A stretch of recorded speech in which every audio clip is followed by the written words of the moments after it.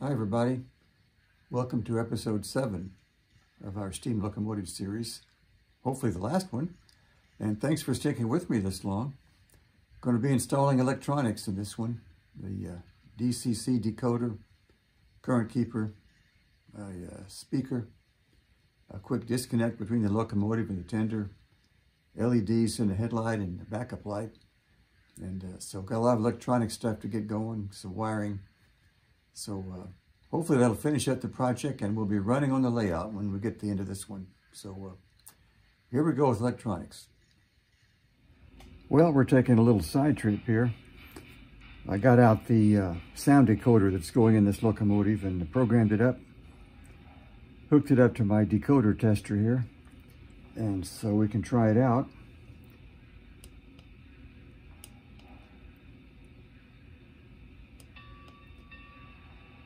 Got the bell, whistle, cylinder cocks, and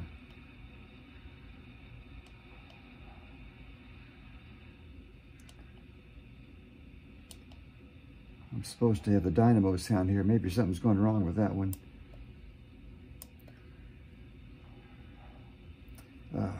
Headlights are on. There's a blowdown. And so on. And if we open the throttle, we should hear a steam locomotive chuffing.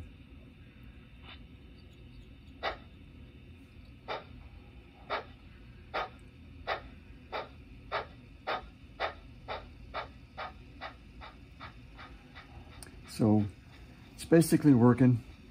Can fine tune it later, of course, but for now the decoder is ready to be installed when the time comes. Back to a stop here.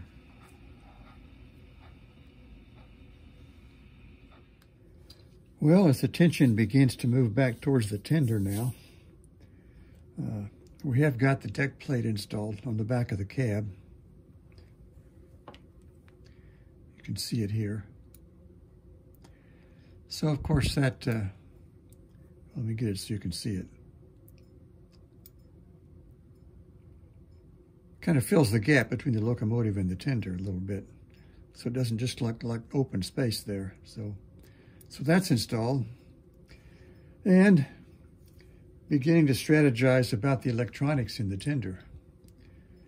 So here's kind of a layout I'm kind of looking at with the Soundtrack's to Tsunami sound decoder here to be put onto the edge of the tender with a double stick motor mount tape, and the current keeper same way on the other side here, stuck to the side of the tender, leaving space in the middle for a little sugar cube speaker. So that's the plan, and with a 6-pin disconnect right here on the front of the tender to allow the locomotive and tender to be connected and disconnected.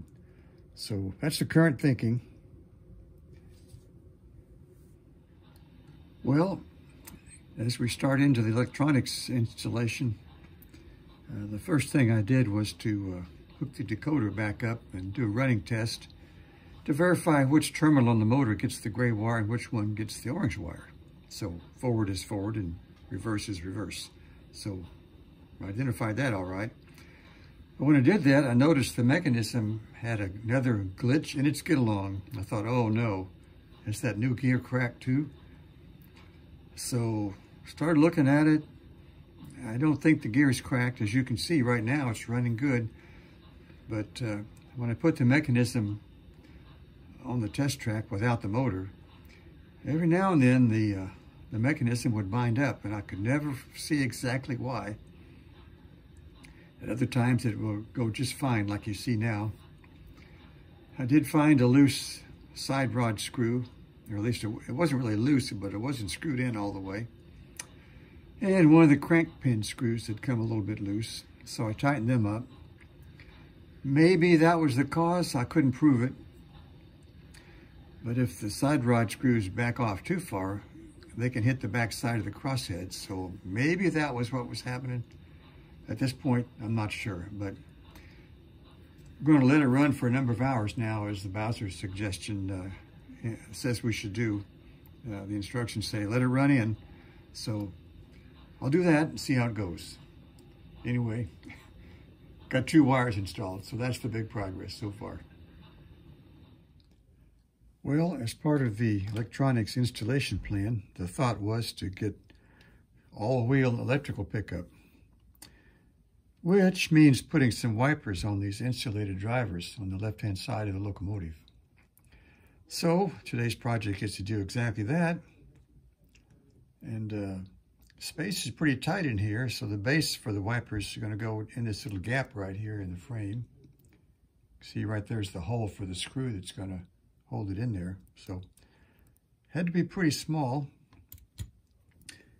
And here's the resulting wiper.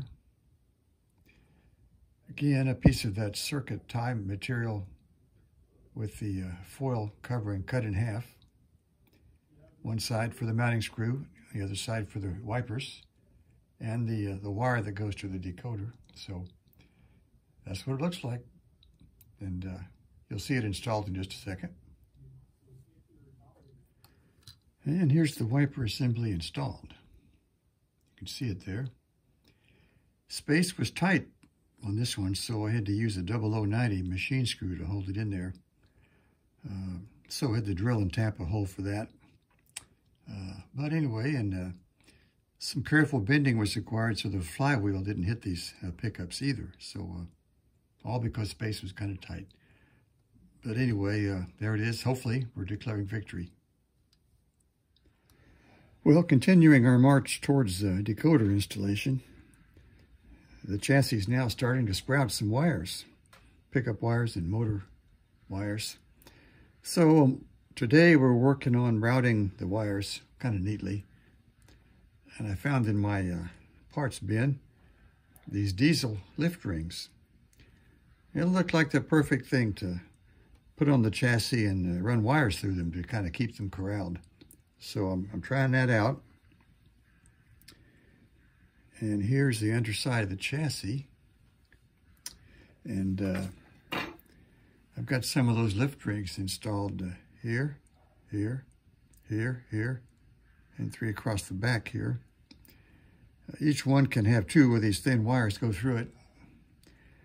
So hooked up the red right side rail power feed to the a screw here, because the chassis is hot to the right rail. Fed that wire back. And the orange and gray motor wires are coming through the chassis in this hole that was already here, through a couple of the lift rings. And finally, the black wire from the insulated driver pickup, also coming down through the chassis, through this hole. And if you can see the black color here, through lift rings here and here. So they're all heading back to the back of the locomotive, where they will hopefully go into a disconnect, hooking up to the tender. So got 4 wires here so far. Of course, 2 more coming for the headlight, but that's not installed yet. So we're getting there. Well, continuing the philosophy of testing, testing, testing on this electrical stuff, here's one more little acid test along the way. Here's the locomotive and tender coupled together. They're sitting on a live track right now. All the extra wires are hanging loose. Like here's the track side pickups from the tender on the right side. The locomotive's right side, a red pickup wire. There's the gray motor wire sticking out. On the other side, we have the orange motor wire. Here's the black pickup wire from the locomotive. And on the back here, we got the 2 left rail black pickups from the tender trucks. So everything's hooked up, and we're sitting on a live track and no short circuits. That was the main thing we're looking for. So that looks good so far. Well, the next little test I did was to hook up the tender to the locomotive and power it through the the wires still, as you see here. Put a little load on the gear train, and that uncovered a little problem. With some drag on from the tender, the gears started skipping. The worm gear and the axle gear were skipping, and skipping teeth every now and then. In other words, not running very good at all. I think the problem was that the mesh of the teeth wasn't enough. So with a little load, they could skip. So I had to go in and take the motor off and trim up the motor mount just a little bit to lower the worm gear slightly more into the axle gear to get some more mesh on the gears. And it seems to have done the trick. So here's the result. So it's running with the drag of the tender on there. And it does have some drag because the trucks aren't particularly free-rolling as they turned out. Well, anyway, as you can see, it does move under its own power. And the gears aren't skipping anymore. So, well, so far so good, as far as I can tell.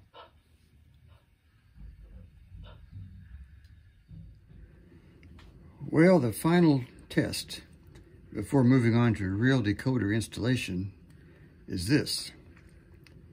We're going to have the decoder here hooked up to actual track power, this time through the pickups.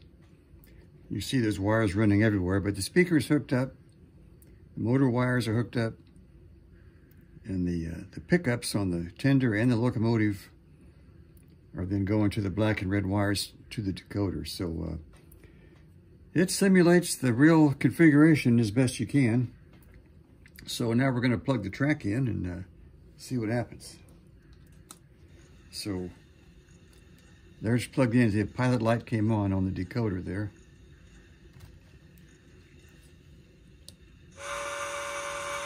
And the whistle works. So, we're getting power. And so we'll just move it a little bit, see if it'll move. Won't go very far with all these wires hanging down, but it moves. So that's under track power. And backwards.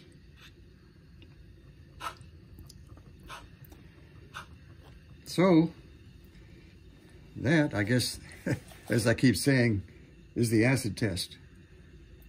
So it's looking good so far, so maybe we're ready to really install some electronics now. So on we go.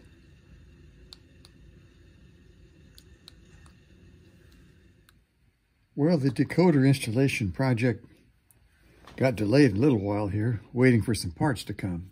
But they finally did come. And those parts were some LEDs for the headlight and backup light. Well, you probably can't see them, but anyway, they're there. They're pretty small. And they came with the dropping resistors you see here. This is my first experience with LEDs installation. So I took my time. And as you maybe can see here, I got a headlight sitting right here.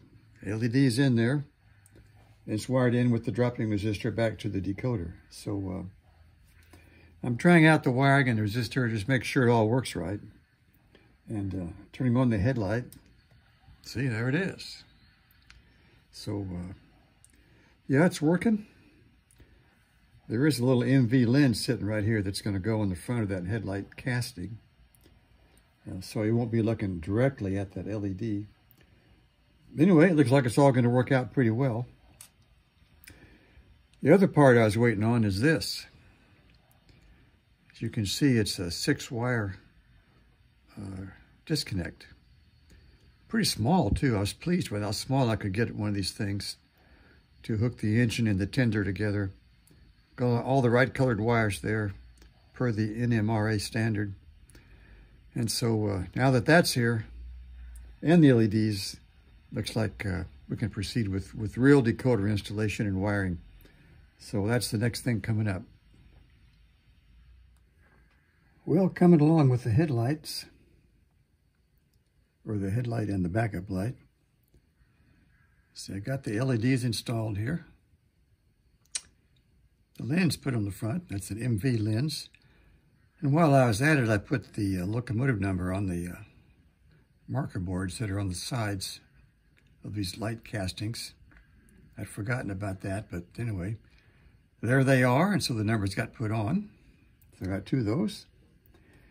And looking ahead to the electronics now and the wiring, I discovered my original concept for installing the current keeper here and the decoder wasn't going to work quite as planned. I had planned on putting the current keeper in kind of up on edge like this, so it could be stuck against the side wall of the tender. Well, that wasn't going to work.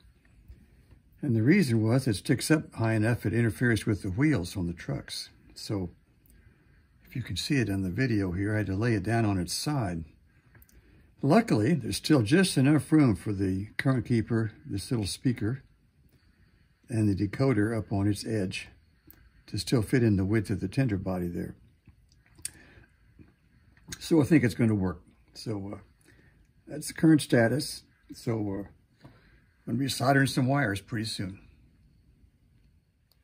Well, here's a quick look at how the wiring is coming along. Working on the tender. The decoder's in there, the speaker and the current keeper. Current keeper's wired in, and the backup light's installed, it's wired in. And I'm currently working on hooking up the wires from the 6-pin connector here at the front to the decoder. The blue wire's hooked up for the lights. Still got to do the motor and the pickups and the headlight. So got a ways to go yet, but anyway, it's coming along slowly, wire by wire. And so it goes. Well, here is the tender with all the wiring completed. So again, the decoder is in there, the speaker and the current keeper. Probably can't see them, but there's a couple of current limiting resistors in here for the headlight and the backup light. And the 6-pin connector is right there to connect to the locomotive. And we're ready to put the trucks on. So some progress has been made.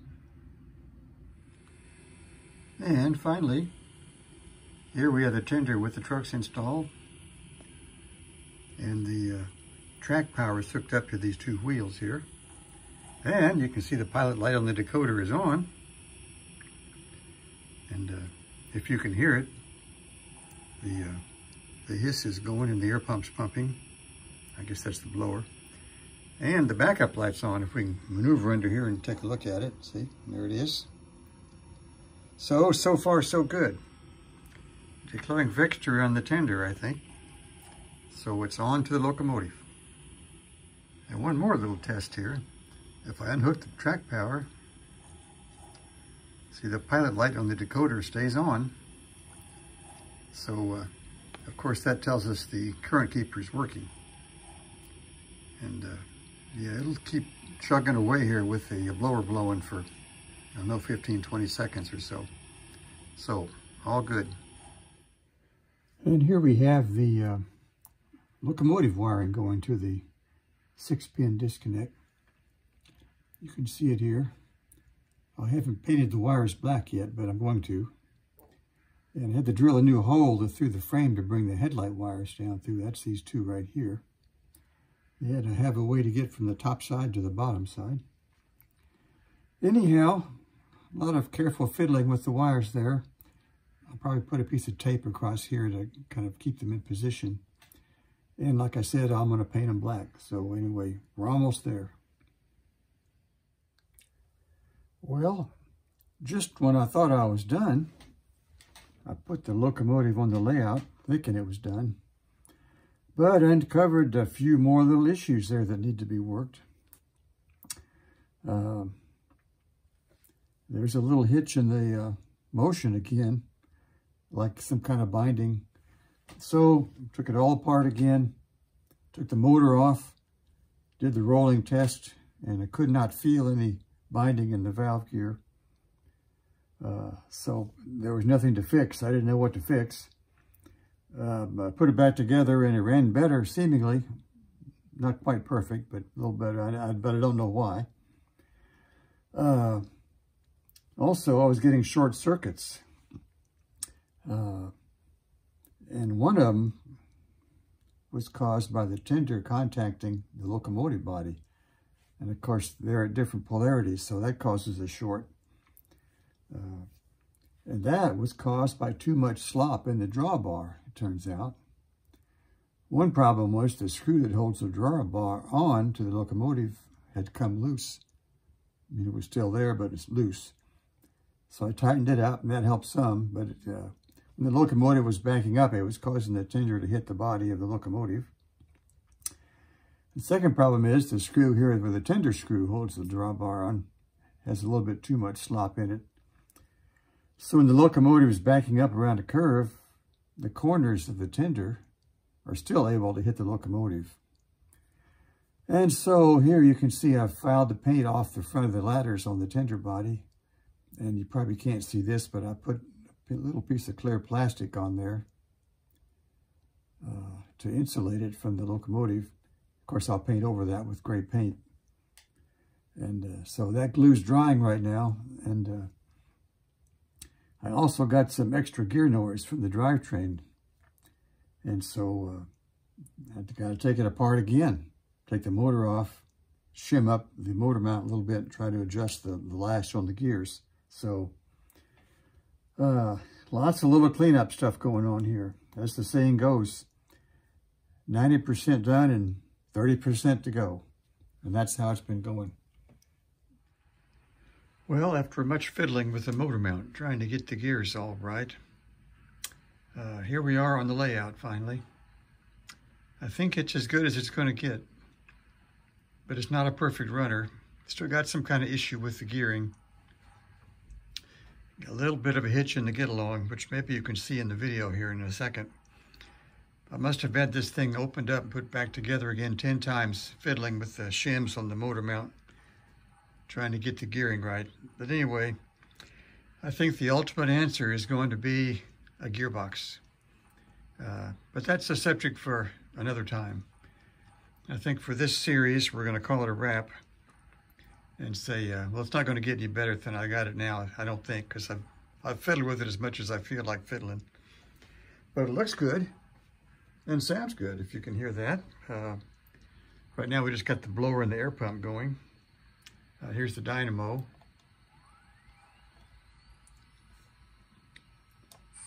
And there's the cylinder cocks.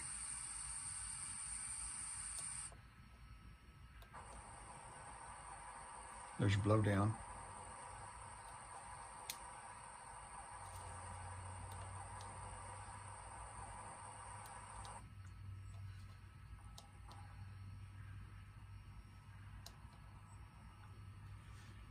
And the injectors work, but I think the volume is not loud enough. I think you probably can't hear them. But anyway, here's a little sample of running. And anyway, here we go.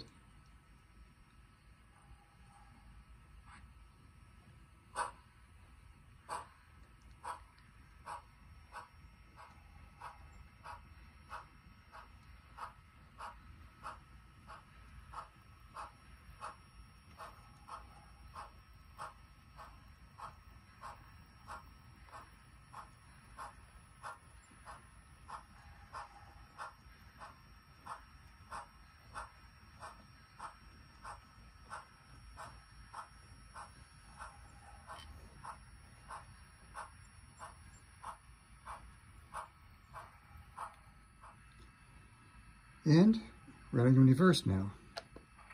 There's reverse. Backup light's on dim, and it'll come on full when we start backing up.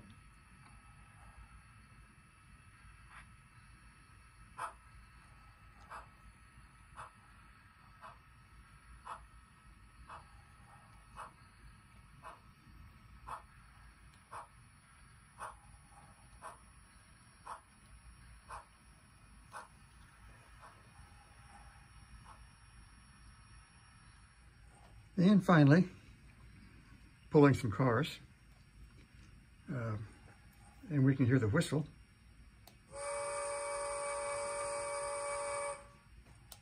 And the bell.